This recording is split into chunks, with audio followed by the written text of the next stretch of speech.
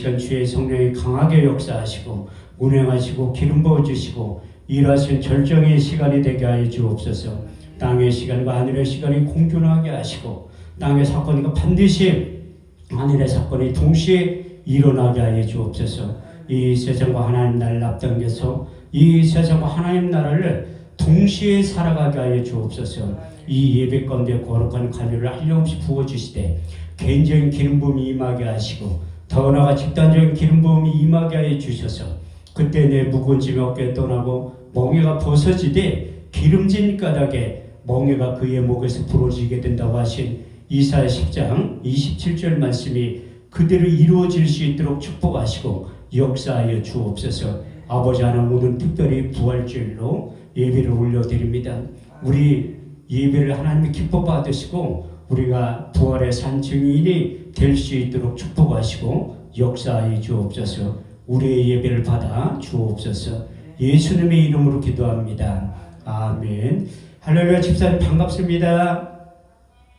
할렐루야. 오늘 특별히 부활주일인데 부활주일이 무엇인가 하면 우리 주님께서 성경의 약속의 말씀대로 우리를 대신해서 십자가에 죽으시고 이제 사흘 만에 다시 살아난 날, 그날을 기념하면서 하나님 앞에 예배를 올려 드리는 아주 기쁘고 좋은 날입니다. 그래서 우리가 하나님 앞에 예배 드릴 때 성경 속에서 하나님의 예배자를 찾으시고 예배 한번 잘 드려서 어제나 오늘이나 영원토록 동일하신 그 주님을 만나고 경험하고 체험하기만 하면 이로부터 성령과 능력으로 기름 부어 주셔서 우리의 필요한 모든 것들을 내가 주는 것을 세상에 주는 것과 같지 아니한 하늘에 속한 신령한 복이 임하게 된다고 말씀하고 있습니다. 우리 주님께서는 하나님의 사랑의 실체로 나타나신 거예요.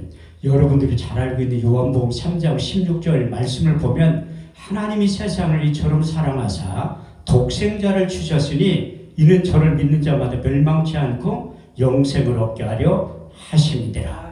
그래서 성경 말씀을 보면 하나님은 사랑의 본체라고 말씀하고 있습니다. 요한일서 4장 8절 16절 말씀을 보면 하나님은 곧 다시 말해서 사랑이라고 표현하고 있고 그 사랑의 실체로 나타나신 분이 예수님이라고 말씀하고 있습니다. 그래서 구약의 성경의 모든 선지자를 통해서 말씀이 육신이 되어 오신 예수님에 대해서 약 300번에 걸쳐서 예언의 말씀이 기록되어 있는데 그 약속의 말씀은 하나님의 때에 하나님의 방법으로 반드시 나타난다고 성경은 말씀하고 있습니다. 이렇듯이 구약의 선지자를 통해 약속하신 언약의 말씀이 성취되는 부분이 여러분들이 잘 알고 있는 마태복음 1장 18절에서 23절까지의 말씀입니다. 아들을 낳으리니 그 이름을 예수라 해라. 이는 자기 백성을 저희 죄에서 구원할 그분이 바로 예수님이라고 말씀하고 있습니다. 예수 그리스도의 나심은 이러하니라. 그 모친 마리아가 요셉과 청혼하고 동거하기 전에 성령으로 잉태된 것이 나타났더니 그 남편 요셉은 의로운 사람이라.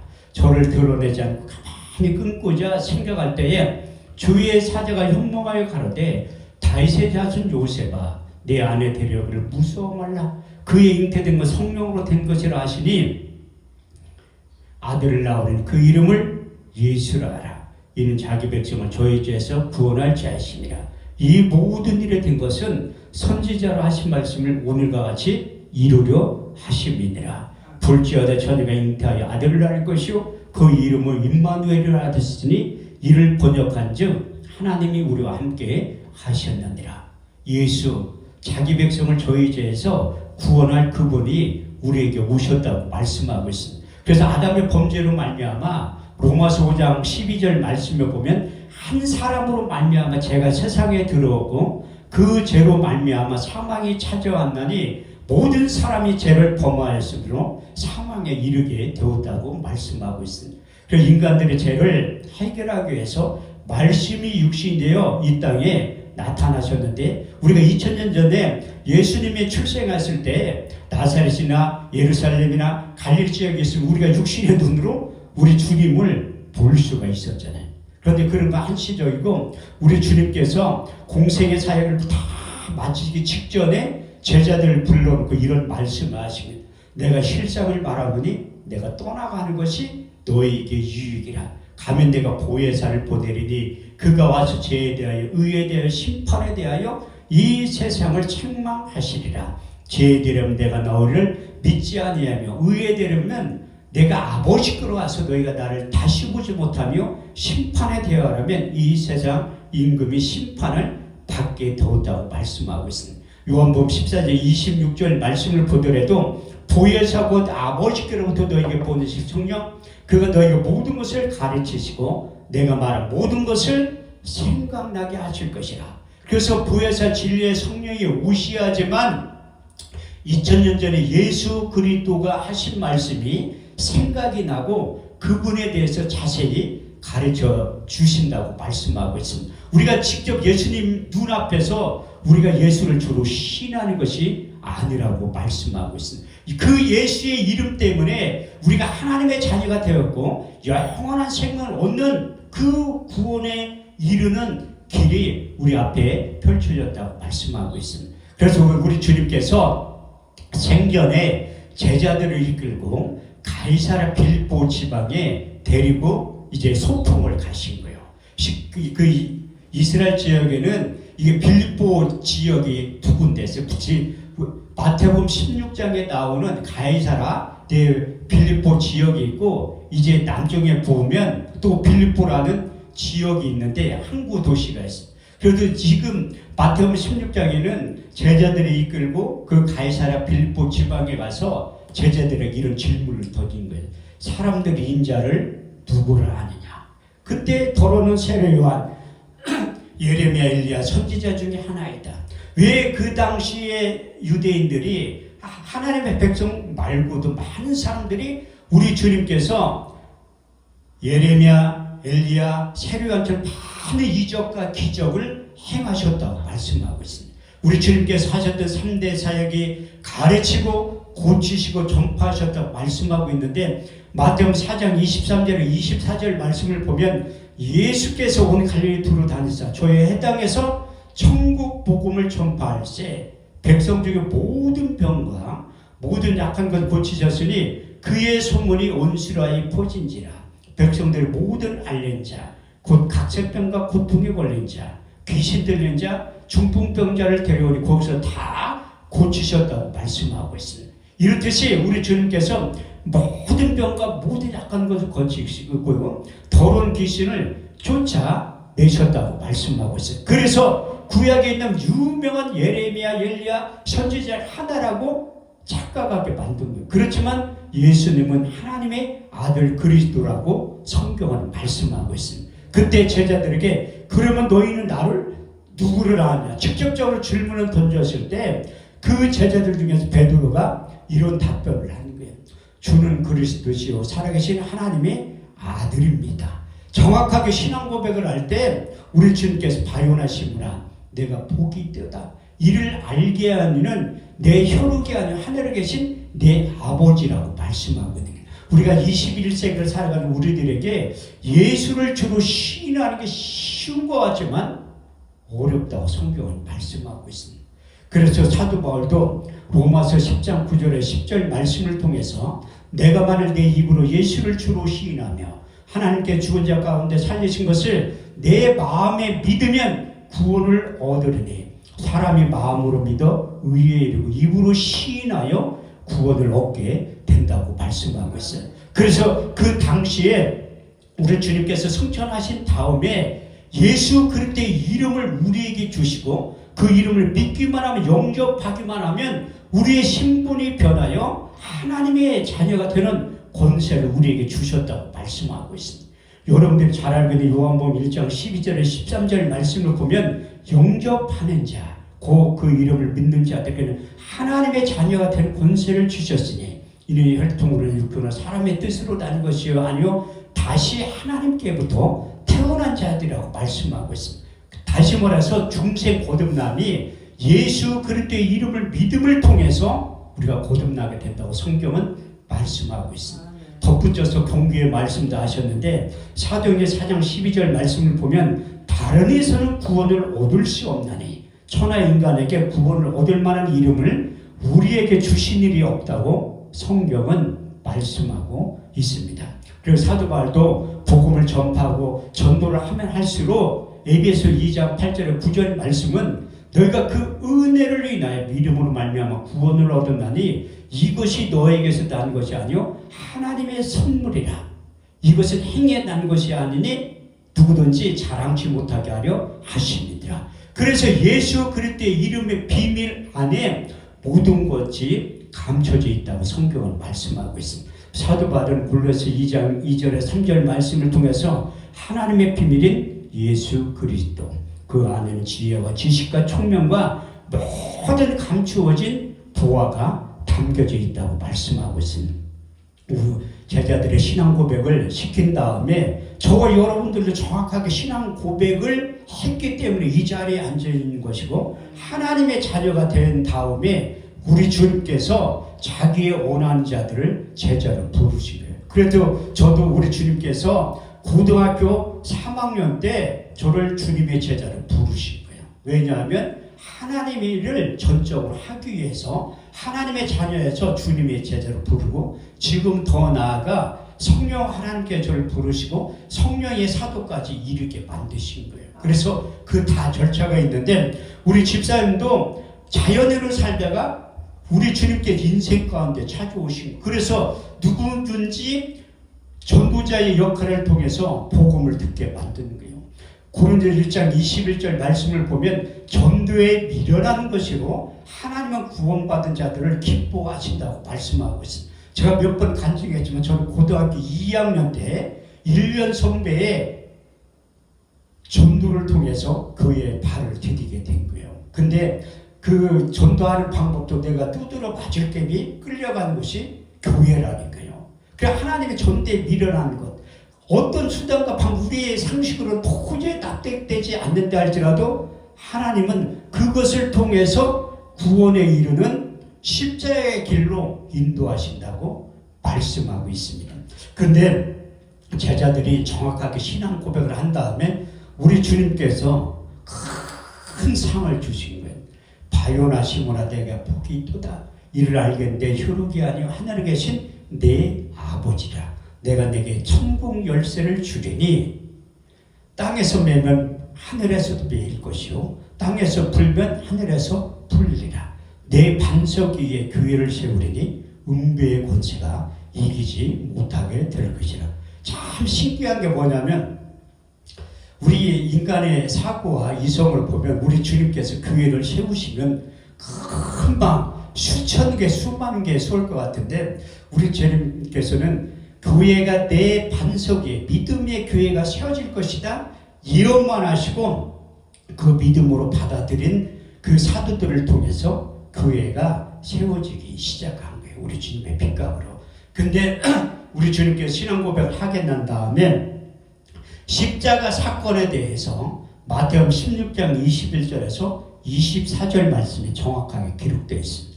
우리 주님께서 제자들에게 앉혀놓고 신앙 고백을 한 다음에 내가 이제 예루살렘에 올라가서 대제사장과 서기관과 바리새인에게 많은 고난을 당하고 죽임을 당하고 사흘 만에 다시 살아날 일들에 대해서 말씀하시니까 그 제자들 특히 베드로가 안 된다고 뜯어발린 거예요.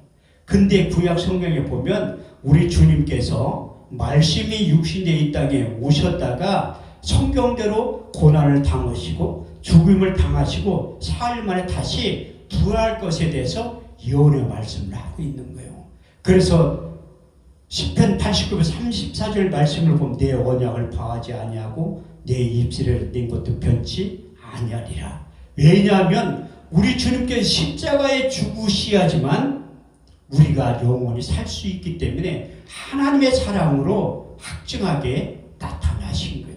우리 주님께서 이제 하나님이시고 하나님의 아들이지만 육신의 몸을 갖고 계신 거예요. 그래서 십자가 사건을 앞두고 땀방울이 핏방울 정도 되도록 기도를 하셨다고 말씀하고 있습니다. 그래서 저도 땀방울이 핏방울 될 정도로 기도를 한번 해본 적이 있어요. 그런데 안 되더라고요, 인간은. 그런데 기도를 많이 하시는 분을 보면 얼마나 통성으로 부르짖어 기도했냐면 이 혈관이 터진 사람 전 봤어요.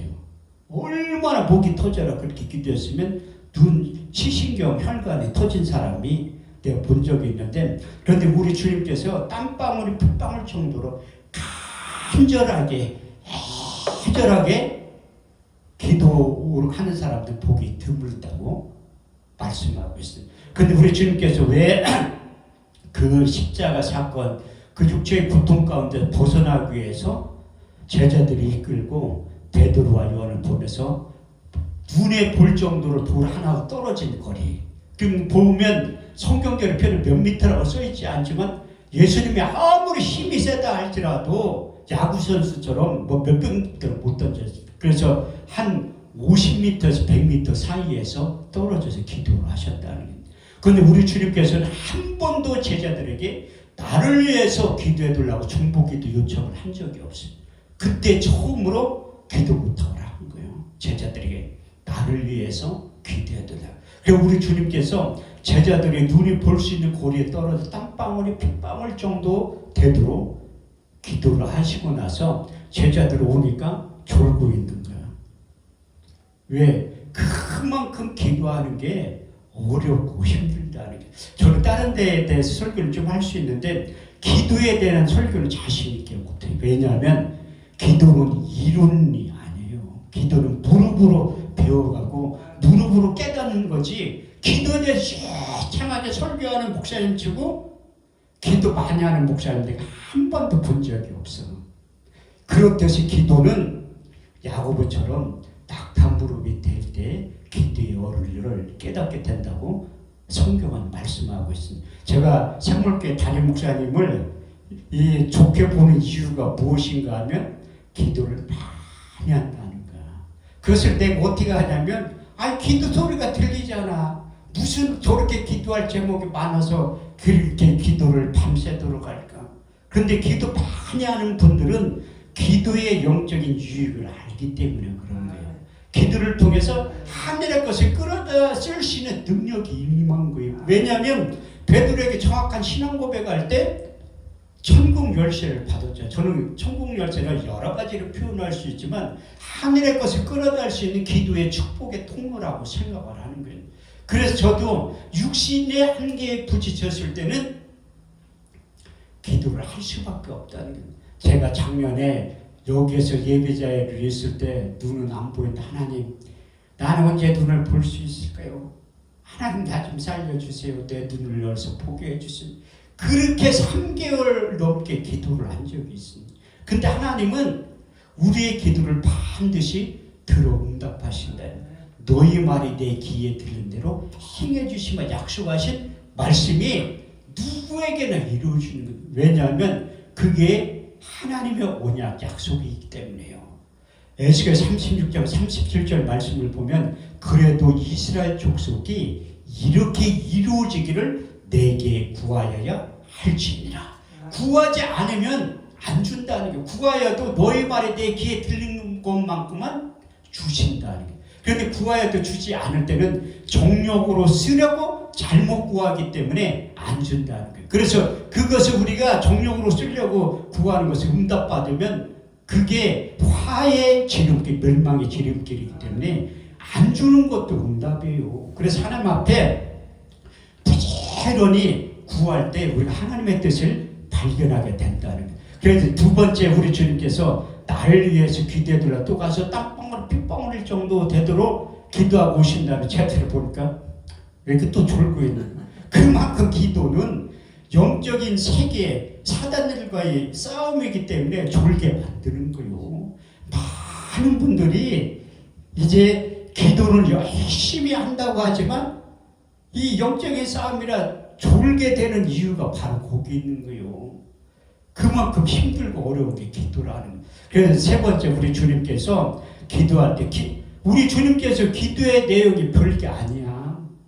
내가 두는 시력을 잃었을 때 하나님 앞에 미사여고 투구하면서 장황하게 기도하지 않고 하나님 나 좀 살려주세요. 하나님 내 눈을 열어서 보게 해주세요. 이렇게 기도했던 것처럼 우리 주님도 땀방울이 핏방울 정도 될 정도로 이런 기도를 하신 거예요.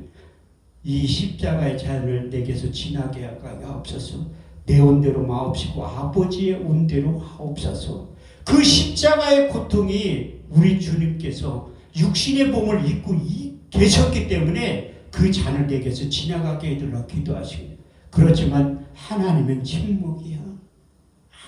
아무 말씀도 없습니다. 그 침묵이 응답이에요. 그래서 우리 주님께서 그 십자가 고통을 처할 때 그 당시에 가장 힘든 형벌이 십자가 사형. 근데 최고의 극한의 죄수들에게만 임하는 형벌이에요. 그게 그 고문에 보면 십자가 처형, 십자가 매달리면 보통 이틀에서 3일 동안 물과 피를 다 쏟고 그 십자가 위에 달린 시체를 이제 들짐승들이 와서 물어 뜯어먹는다는 거예요. 그렇게 고통 가운데 그 형벌을 우리 주님께서 나 때문에, 여러분들 때문에 십자가의 처형을 당하셨다고 성경은 기록하고 있습니다. 그래서 십자가의 의미를 깨달은 사도 바울은 십자가의 도가 멸망하는 사람을 미루는 것이요 구원을 얻은 우리에게는 하나님의 능력이 되었다고 고백한 다음에 그 십자가 사건에 대해서 복음을 전하고 전거했던 바울이지만 저와 여러분들에게도 십자가 사건을 전해야 될 이유가 바로 거기에 있다는 겁니다. 그래서 우리 주님께서 십자가에서 달리신 다음에 죽으시고 약속의 말씀대로 사흘 만에 살아나신 거예요. 근데 우리 주님께서 살아났을 때 누가 최초로 목격을 했냐면 제 생각에는 주님의 제자들, 특히 수제된 베드로에게 먼저 나타나셨을 것 같은데 성경은 그게 아니라는 거예요. 누구의 최고 목격하게 만드셨냐면 귀신 들렸던 막달라 마리아.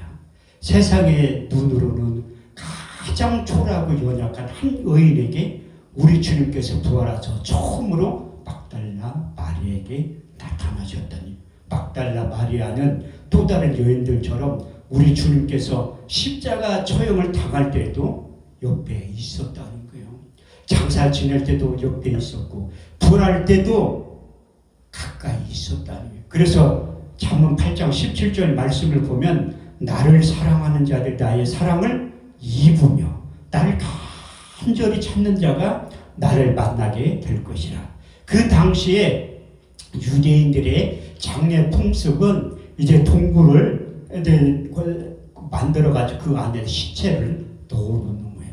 근데 사랑하면 가까이 있는 거예요. 저도 우리 부모님 돌아갔을 때 옛날에는 집에서 장례를 치른 거예요. 염하기 전까지 시체를 뒤에다 이렇게 관 속에 넣어놓고서 병풍으로 쳐놓고 있으면 난 너무나 궁금한 거야. 사람이 죽으면 어떻게 되나? 성경은 반드시 한 번 죽는 것을 사람에게 정하신 것이요 그 위에는 심판이 기다리고 있다고 말씀하고 있습니다. 제가 예언기도를 잘 하지 않지만 우리 담임 목사님도 예언기도 하면 앞으로 50년 안에 죽어요. 100% 맞는 거예요. 왜냐하면 성경에 써 있잖아. 한 번 죽는 것을 사람에게 정하신 것이요 그 위에는 심판이 기다리고 있다. 근데 요즘의 평균 수명이 우리의 연수가 70이요 강건하면 80일지라도 그 연수에 자는 수고하실 뿐뿐이요 신축기간이 우리가 날아가게 된다. 제가 죽음에 대해 설교할 때 보낸 나이에서 빼보라고 하면 70에서 빼는 사람은 한 명도 없더라고요. 다 80에서 빼려고 하죠. 그만큼 이 땅에서 오래 살기를 원한다는 거예요. 근데 최초의 인간들은 창세기 5장까지는 인간의 평균 수명이 900살이었지. 900살. 상당히 오래 살았지. 최초의 인간 아담이 930살까지 살았고 최고 오래 산 사람이 무드셀라는 사람이 969살까지 사는 거예요. 그 당시에 사는 사람들은 500살에도 아기를 낳았어. 우리 목사님도 소녀에 지나지 않아. 그때 500살까지 아기 낳으면 지금도 충분히 아기를 낳을 수 있는 가능성을 가지고 있다는 그 당시의 평균 수명에 의하면. 근데 사람이 죄가 세상에 관영한가 그 모든 계획과 생각이 악한 것뿐을 가지고 하나님께서 평균 수명을 900살에서 120살을 확 줄게 만든 거예요. 그 근거가 어디에 있냐면 창세기 6장 3절 말씀에 보면 여호와께서 가라사대 나의 영이 사람과 함께하지 아니하리니 이는 그들이 육체가 됨이라. 그러나 그들의 날은 120세가 될 것이라. 그래서 정확하게 120살까지 산 사람이 모세. 신명기 34장 9절 말씀을 보면 모세 죽을 때는 120세나 그늘이 흐리지 아니했고 기력이 쇠하지 아니하였다. 그래서 하나님의 사람들은 심령이 강하면 능히 하나님께서 주신 수완의 복, 장수의 복이 임하게 된다고 성경은 말씀하고 있습니다. 그래서 우리가 출생할 때부터 하나님께서 우리에게 정해진 수완의 때가 있다는 거예요. 각자마다. 출애굽기 23장 25절 26절 말씀을 보면 너희는 너희 하나님 여호와를 섬겨라. 그러면 내 양식과 물에 복을 내리고 너희 중에 병을 제하라니 내 날에 낙태하는 자 없고 잉태치 자가 못하는 자가 없을 것이라. 내가 너희 날수를 채운다고 표현하고 있습니다. 사무엘 7장 12절 말씀 가운데서도 내 수완이 차서 열주에게 돌아가게 된다고 말씀하고 있습니다. 그래서 히스기야 왕도 죽을 병이 걷을 때 하나님 앞에 벽을 보면서 울면서 기도하기 시작한 거예요. 왜냐하면 그 하나님의 육신의 한계에 부딪혔을 때, 아니 그 당시에 왕이면 최고의 의료진들을 데려다가 자기 병을 고치려고 했을 거예요. 그런데 못 고친다고 하니까 이제 하나님 앞에 기도하기 시작하는 거예요. 그때 하나님께서 이사야 선지를 보내면서 응답의 말씀을 전해. 내가 내 기도를 들었고 내 눈물을 보았노라. 내 수완에 15년을 더해 주신다는 거예요. 그래서 생명의 주관자인 하나님께서 생명 연장도 해 주신다는 거예요. 그래서 육신의 한계, 질병, 고통 가운데 있을 때 하나님 앞에 부르짖으면 생명을 연장시켜 준다고 말씀하고 있습니다. 제가 어제 인천의 유황병원에 신방을 갔다 왔는데 너무나 안타깝더라고요. 30대 중반에 신학을 전공한 청년이 뇌출혈이 쓰러져가지고 6년째 있더라고요. 6년째. 내가 그런 모습을 언제 봤냐면 성남에서 목회할 때 이전하기 위해서 물질이 필요할 때 그 집을 신방 가게 했었는데 그 사건하고 똑같더라고요. 누워있는 산소호흡기를 꽂고 누워있는데 너무나 안타까운 건 내 말문이 막힌 거예요. 딱 들어가. 그래서 먼저 예배를 드리자고 하는 거야. 예배를 드려야지만 하나님께서 강림하시고 하나님께서 역사하시고 하나님이 내가 주는 건 세상이 주는 것 같지 않은 하늘에 속한 필요한 영적인 자원을 쏟아 부어주신다고 말씀하고 있습니다. 그래서 나를 불러온 목사님과 그 환자의 엄마 권사님과 환자하고 내가 넷이 예배를 드린 거예요. 그 예배를 드릴 때 그 누워있던 그분이